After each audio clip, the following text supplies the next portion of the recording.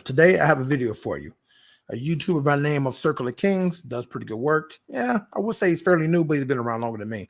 I like his work, and the video today is on Steve Harvey. And yes, over the last week or two, we heard of events. Steve Harvey, his wife, right? The bouncer, the bodyguard, her sleeping around with them. And this is coming from a man that says, hey, women are entitled. Women should get everything you deserve. Women, you have to do nothing. The man has to do everything, right? And yes, the woman, she's going to give you everything. Give her no responsibility, give her no accountability, and this is what you get, right? Everybody has to be accountable. But I'm not going to digress. So, great video. We're going to do a reaction to it. Let's get into it. Seriously cannot feel any sympathy for Steve Harvey. He has had his talk show for years, where he has trash-talked against men and told women basically, you are right and you deserve whatever you want. So when it finally blows back on him, he is getting what he deserves, but she got what she wanted. I'm surprised he hasn't learned. I'm not sure how many times he's been married, but once again the adage that says if she isn't yours, it's just not your turn has never been truer. If this is true, Steve Harvey deserves everything he's getting right now. People were trying to tell him Marjorie was not the one for him, but he didn't want to listen. Steve trying to tell men to simp and be stepdad to these single women and their poor decision-making. Nope, I don't feel sorry because he was warned multiple times. The irony is that Steve Harvey has advocated for women yet been bamboozled by one. It's sad that no matter how much money and fame you have, you can never make some women happy. Like a wise man said, she belongs to the streets. May this be a lesson for you to be your own happiness and better yourselves. The truth hurts, and it will hurt Steve, especially in this case because Steve Harvey was always advocating for women to bring nothing to the table because that's a man's responsibility.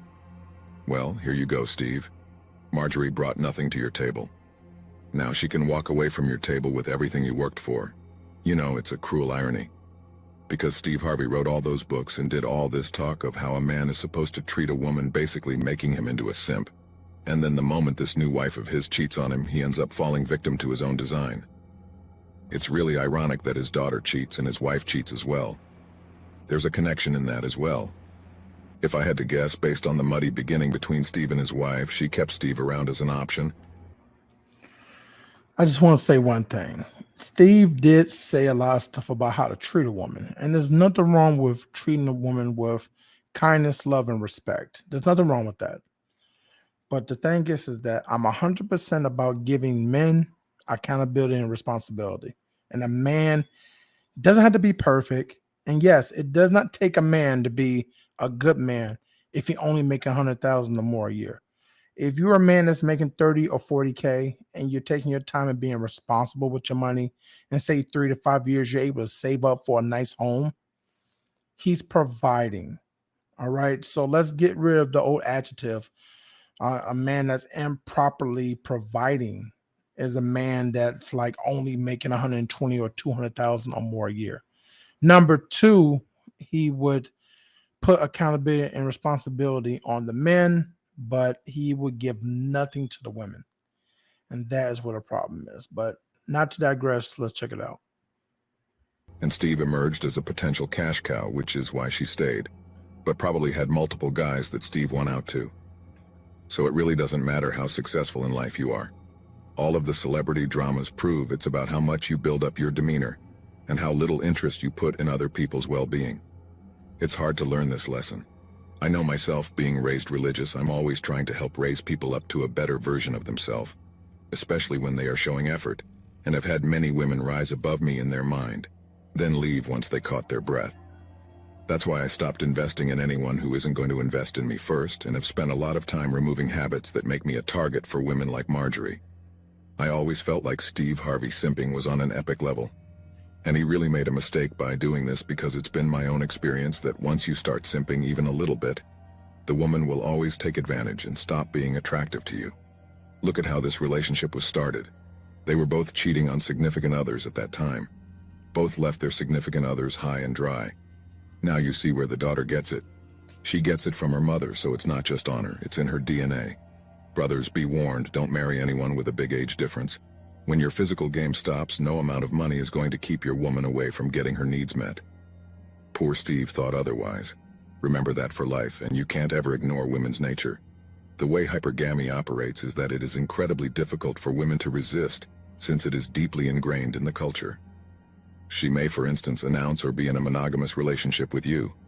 Researchers have claimed that secret infidelity rather than monogamy is the worldwide standard. In essence, it is how much of the West operates. But let's put that aside for the time being. Using social media to advertise a business, for example, is not what she is doing if she is on social media and publishes often and consistently. Today's version of feminism empowers women to not just want equality, but to gain superiority over men. As Jordan Peterson put it in one of his interviews, feminists today think about 1% of men who wronged women in the past, and use that to treat every man or the other 99% in the same way, basing their whole lives and the feminist ideology on it, which is a completely illogical thing to do. And this is why modern women today have incredibly high body counts, because they've equated that with being independent and free, and with getting back at those 1% of men who actually did oppress women. Women desire a man that they can look up to rather than down on, and I believe that is why traditional roles in a marriage must be practiced and accepted. Over the years, as gender roles changed, women no longer wanted a traditional man who had authority inside the house. After that, they started having problems with men having authority in offices. Then feminism happened, and that led to modern women taking over traditionally masculine roles in society. Today, they're tired of it and want the traditional man back because they realize they're not meant to live a masculine life. It goes against their nature, biology, and physiology. And I also want to throw this in there.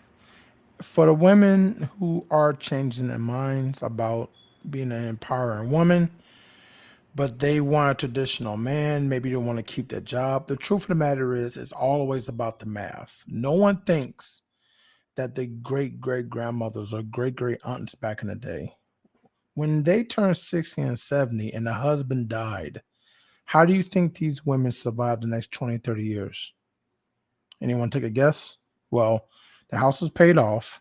They might have had maybe $50,000 to $100,000 or more in savings. But the men had a life insurance policy.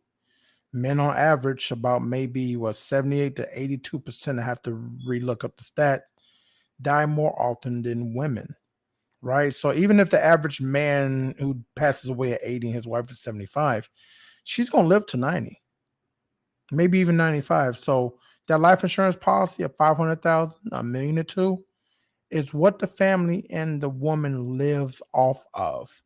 No one thinks about the math. How much money does it take to live off of to the end of your days?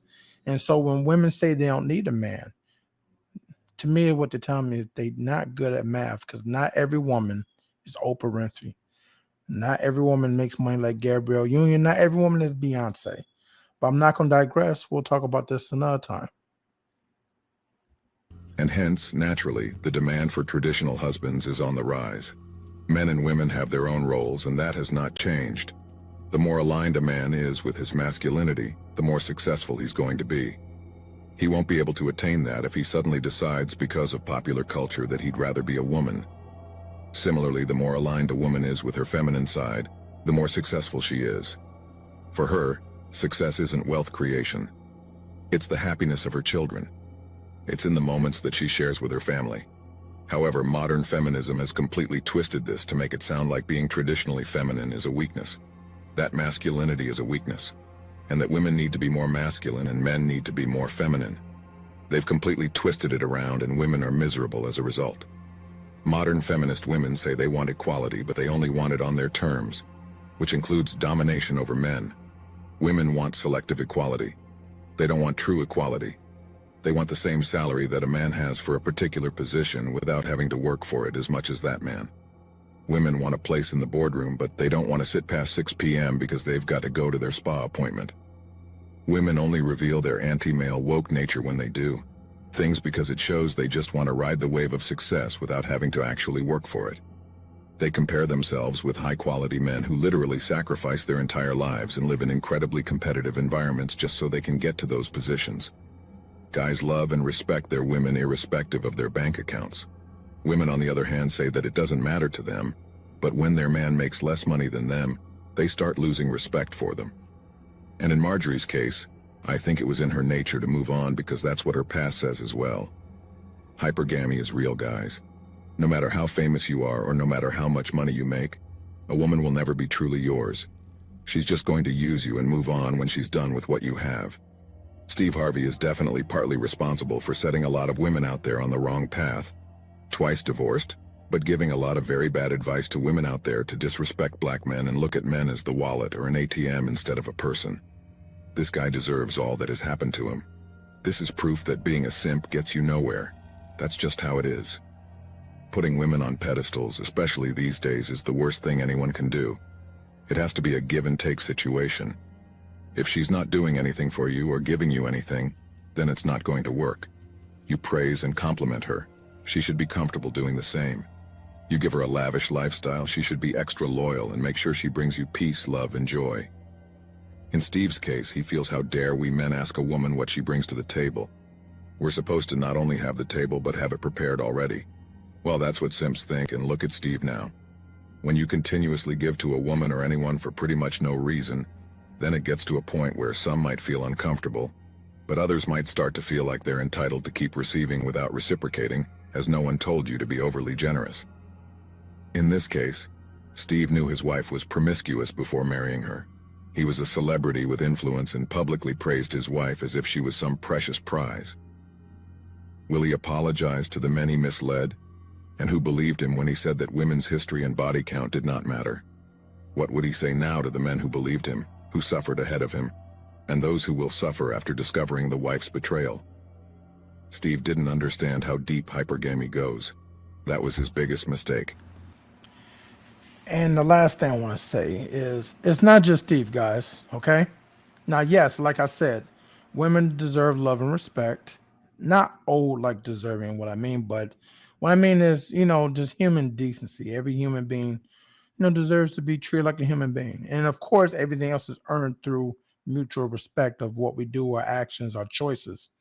But see, the problem is you have a lot of men who benefit from their power, men with money and men with influence. And instead of all men coming together being on code, and what I mean by that is you have a lot of powerful men with money and power.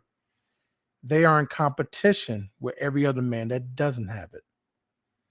And these men want to be worshiped and praised by all the women who are slaves to what they have, which is the power and money. Most women, not all, but most women are at a certain level are slaves to provisioning and protection. They are slaves to surviving, being safe and taken care of, because that's their natural fear. They fear it, right? They fear it. Other than the number one fear of going down a dark alley and, excuse me, I'm not using the R word, but we call it grape, not rape, but grape. The number two fear for women is dying broke. And there's a lot of men, instead of coming together and being on code and saying, hey, fellas, we all got to have discipline. We all got to work hard. We all got to grow as men and together, right? Together be better men. Because not everyone's going to be a millionaire.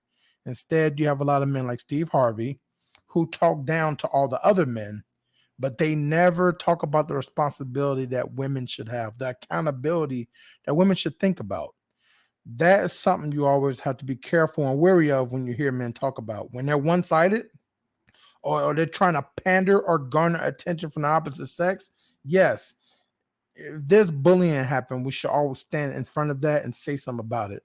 But to choose only one side or alleviate responsibility and accountability, it just can't go that way. It can't be done. But let's continue. All of his hard work goes poof to a gold-digging cheater. He will survive, but he better never marry again, at least not without a prenup. Thanks for watching The Circle of Kings. As always, we're looking forward to your support. Because I want to fit in.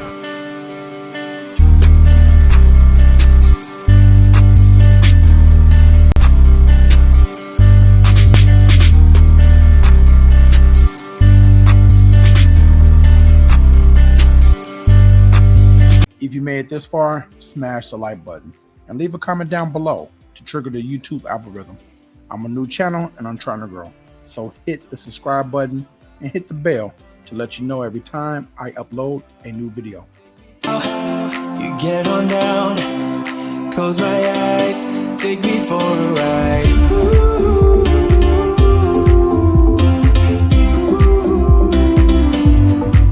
Got to be you.